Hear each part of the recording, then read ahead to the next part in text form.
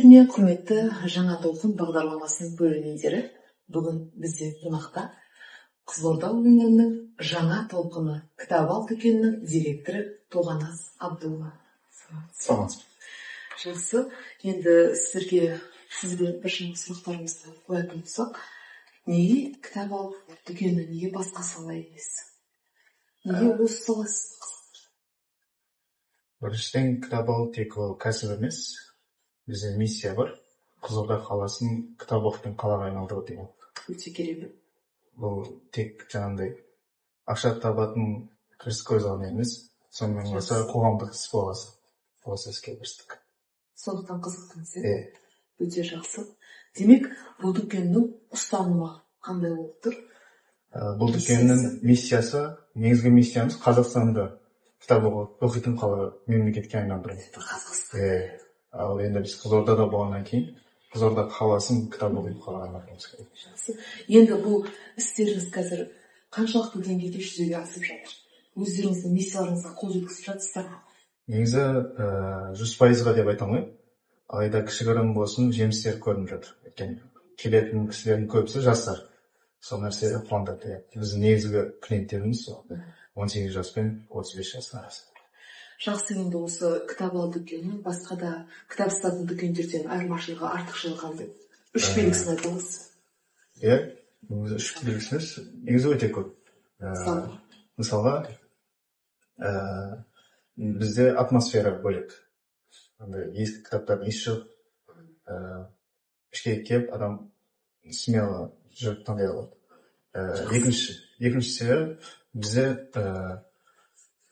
кітаптардың түрлері өте көп негізі. Ал бірақ біз жастар оқиды-ау деген кітаптарды таңдап аламыз. Яғни спроста кітаптарды аламыз басында. Жастардың таңдау мүмкіндігі өте көп. Иә, жастардың таңдау мүмкіндігі өте көп. Жаңа мұқабасы әдемі деген секілді. Өте тартымды. Иә, өте тартымды кітаптарды аламыз. Және де кофейне ішке келіп, жаңағыдай кітап оқу негізі көп кісіге ауырлық. Жаңа кофе ішіп отырып, емін еркін отырып, яғни кітап оқуға деген бір приятный чувство қалады. Жақсы, керемет, тамаша. Жақсы, демек сіз жалпы сіздердің келушілер, оқырмандар, жастар деп айтып отырсыз. Енді ересектерді осы кітап оқуға қалай шарттандырасыздар? Ересек оқырмандар бар ма? Ересек сатып алушылар? Иә, ересек сатып алушылар да бар. Бірақ өте сирек. Енді мұны қалай дамытуға болады? Оларға біз классикалық кітаптарды әкелгенбіз. Енді ол кісілер инстаграмға көп көрмейтін болғаннан кейін, біз основном мысалы инстаграм арқылы, тикток арқылы жарнама жасаймыз. Ол кісілерге біз жәрмеңке жасаймыз. Біз Арбаттың бойына шығамыз, университеттерге барамыз деген сияқты. Енді осы тұста сіздің өткенде бірге кітап оқиық айдары бойынша инстаграмда біраз видеоларды түсіргеніңізді байқап қалдым. Осы бірге кітап оқиық айдары туралы түсіндіріп жіберсеңіз, оның мақсаты қандай? Оның мақсаты Қызылордаға танымал дүкендердің, танымал адамдардың қандай кітап оқып жүргенін білдіру арқылы жастарды кітап оқуға деген қызығушылығын ашу. Сонымен қоса біз кітап сыйлаймыз. Ол да жаңағындай бір жағынан қызықты, бір жағынан кітап ұтып алғысы келеді деген сияқты солай. Осы бірге кітап оқиық айдарына неге мектеп директорларын, немесе мұғалімдерді тартпасқа? Қалай ойлайсыз? Иә, оған да керек шығармыз. Қонақ ретінде сіздердің қызығушылықтарыңызды тудырды ма? Мектеп директорлары, мұғалімдер? Негізі рубриканы басында ойлаған кезде сол танымал деп ойладық та. Танымал мекемелер, немесе танымал адамдар деген сияқты. Мақсаты сондай болды. Директор десе де танымал болады сияқты. Мәселен, Назарбаевтың директоры қандай кітап оқушы деп. Директор, иә. Осы кітап түсіруге болады.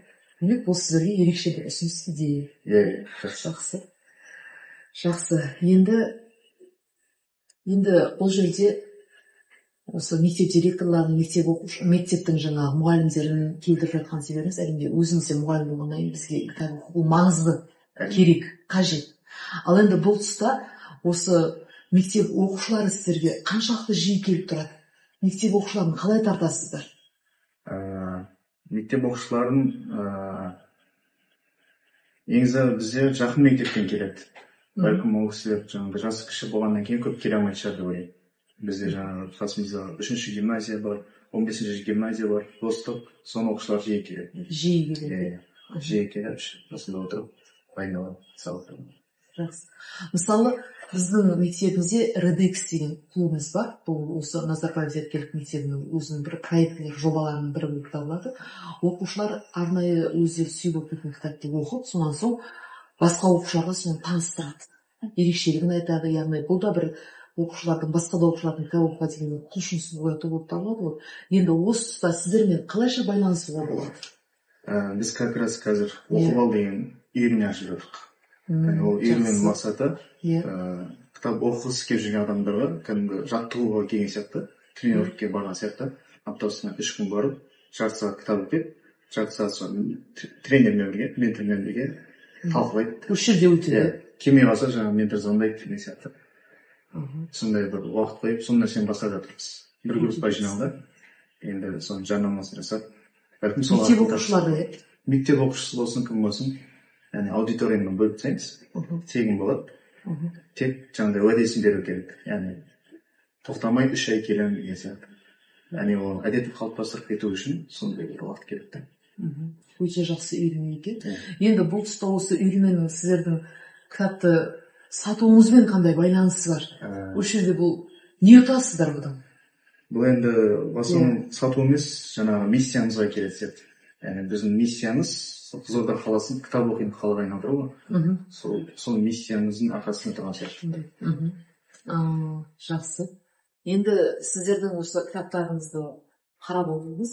Жалпы қазақ тілінде, енді бұл сіздердің қазақ тілін дамытуға қосқан үлесіңіз ба, әлде жалпы қазақ тілінің мәртебесін көтеру мақсатындағы жұмыс ба? Неге көбіне қазақ тілінде? Бұның как минимум 2 себебі бар. Біріншісі, қазақ тіліне деген бір үлес болады. Жаңа көрсеткіміз келеді. Қазақ тілінде де біраз кітаптар бар дейді. Өйткені көбісі айтады, қазақ тілінде мүлде кітап жоқ, сол үшін орысша оқимын деген. Біз көрсеткіміз келеді. Қазақ тілінде кітаптар толып тұр. Өте жақсы кітаптар, сапалы. Екінші мақсат сұраныс сондай. Біз енді Қызылорда қаласы қазақ тілді аудитория болғаннан кейін сұраныстар сондай. Қуаныштымыз. Демек, қазіргі таңда оқушылар, жастар қазақ тілінде кітаптарды сүйіп оқиды. Жалпы осы кітап ал дүкені тарих туралы айтып берсеңіз, қалай ашылдыңыздар? Қандай қиындықтарды басыңызға өткердіңіз?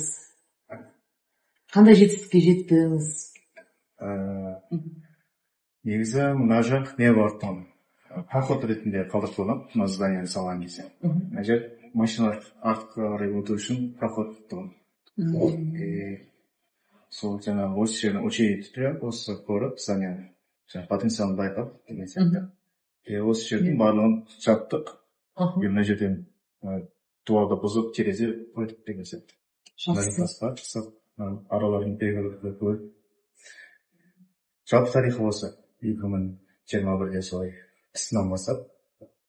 Негізі январға қарай ашамыз деп ойлағанбыз, бірақ майға дейін ұзақ кетті. Ақшаның қымбат екенін алып, жұмысшылар жағынан алып, әрі қарай мысалға кітап қорын дамыту, сол бойынша мысалы сіздерге кім жәрдемдеседі? Олай бізге ешкім жәрдемдеспейді. Тек басқалардың өздері жәрдемдесуі мүмкін. Жаңағы скиптер жасап деген секілді. Яғни оларға да тиімді болады, бізде көбірек сауда болған. Осы баспалар туралы айтып жүріңізші, сіздер қандай баспамен жұмыс жасайсыздар? Бізде негізгі өзіміздің 4 баспамыз бар. Таным баспасы, Самға, және де Алтын Сақа, және Шабыт. Осы 4 баспамен жұмыс жасаймыз. Соның дистрибьютор сітасын алғанбыз. Яғни апталиктерге сатамыз топтың сол кітаптардың баспалары. Сол баспадағы кітаптар. Түсінікті. Өте жақсы. Енді Инстаграм парақшаңыз туралы айтып жіберсеңіз, бұл жерде жарнамалап жіберуіңізге де болады. Мен сіздердің Инстаграм парақшаларыңызбен таныстым, маған ұнады, өте тартымды, бір нақты бағыттары белгілі өздерінің жұмыс жасап жатқан. Осы тұста осы парақшаны кім жүргізеді, сол туралы айтып кетсеңіз? Негізі сол 3,5 жыл бұрын Instagram парақшамды аштық нөлден. Осы менің телефоныммен ашылды. Сол қызық болған. Басында қалай жүргізетінімді дұрыс білмедім. Бір-екі оқыған курспен нәрсе жүргізіп бастадық. Кейін SMM-дер алдық, бірнеше SMM ауысты деген сияқты. Ал қазір уже жекелі Instagram тек бір адам жүргізгені дұрыс емес екенін түсіндік та. Сол үшін командамен жүргіземіз қазір. Видео түсетін қыз бар, одан кейін пост қылатын адам бар, одан кейін таргет жіберетін адам бар, стратегиясын құратын адам бар деген сияқты. Яғни бір ғана адам жүргізеді Инстаграмды қазір бізде. Қызылордада Инстаграм. Командамен жүргіземіз. Түсінікті. Осы тұста тағы бір мәселе бір есіме түсіп тұр да. Мысалға студенттік сараймен, жалпы студ сараймен сіздер қандай байланыс жасайсыздар? Бәлкім автормен кездесу жасағанда, осы бір өте бір танымал тұлға болса, сол студ сараймен бірге байланыс жасап, сол жаққа шақыру керек та студенттерді. Бір рет солай жасадық. Асхат Абжановты шақырдық, Папамыш деген кітаптың авторы. Сол кісіні шақырдық, сол студ сарайда. Қорқытын студенттерін шақырып деген сияқты. Енді осы тұста бәлкім мынандай менің ұсынысым бар, ол қаншалықты тиімді болмақ. Нартай Бекежанов драма театрымен байланыс жасап, классиктердің шығармаларын оқытып, солардан үзіндіні қойып, осы Нартай Бекежанов драма театрында қойылым қойып, немесе бір байқау жариялап, осындай бір іс-шараны жоғарғы деңгейде, көлемді деңгейде ұйымдастыруға бола ма? Негізі ойға келмепті. Ойланып көру керек. Ол да бір идея. Нартай Бекежановтың директоры қазір Мұхтар Ниязов, алтын домбыра иегер. Ол кісі біздің тұрақты клиентіміз, аптасына кемінде бір рет келіп, ол кісі тем более оның нәрсеге ашық сияқты. Сол нәрсені қарастырып көрсеңіздер. Бәлкім кітап оқитын оқырман көбейер деген сияқты. Енді алдағы уақытта қандай жоспарларыңыз бар? Қазір біз жәрмеңкелер ұйымдастырамыз. Аптасына бір рет студенттер корпусына барамыз. Корпусқа барлық қазір 15% жеңілдікпен барлық кітаптар. Сосын кейбір рубрикалар бар, әлі түсірілмеген. Сол рубрикаларды түсіруіміз керек. Негізі мына сатылымдар кітаптарды оқып отырып алмайды. Өйткені несі оқытылады. Сол үшін осындай полка қойдық. Көбісі осы полканы сұрап, яғни бұл оқырмандардың сұранысымен қойылған полка ғой. Сол мені де жаңа қызықтырды да, қалай болады екен? Сатып алған кітабын оқимын, әлде оқыған кітабын сатып аламын ба деп сұрағым келді сізге. Бұл полка сол жаңағы ішке келіп, кофе ішіп отырып. Қандай кітаптар бар бұл жерде сонда? Бұл жерде өте көп әртүрлі кітаптар бар. Жаңа Қасым баспасы бар, қазақ әдебиеті. Соның көп кітап бар, мына жақта 20 шақты.